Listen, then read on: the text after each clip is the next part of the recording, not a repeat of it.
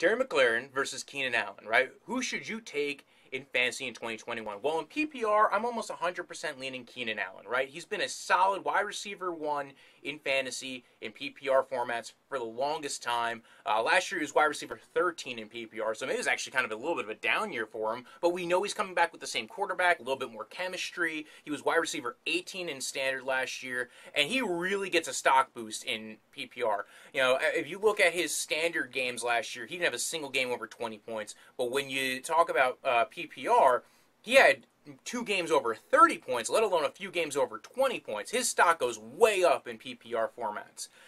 Now, where you go ahead and look at Terry McLaurin, you know, he was wide receiver 20 in PPR, wide receiver 23 in standard, but his situation is changing, right? He's got a better quarterback, we hope, right? Ryan Fitzpatrick going to be there.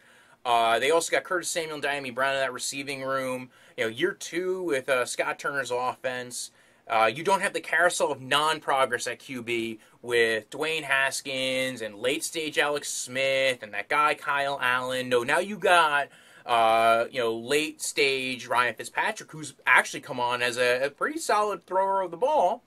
More willing to throw the YOLO ball, more willing to throw it downfield. I kind of like that situation for Terry McLaurin. It makes me think back to 2 years ago when he had Case Keenum throwing him the ball, and he actually looked pretty good, and he was dominating games. I kind of think if it's a standard league, I'm going Terry McLaurin, just because he has that excitement, that long speed, that, hey, he could just suddenly blow up this week element to him. And then I don't think his targets are going to go too far away. He had 130-something targets last year. They might go down a little bit because you have Diami Brown and Curtis Samuel. But even if they go down by 20 targets, he had 80-something receptions last year. I think it stays about that same range because they're probably higher quality receptions, higher quality targets.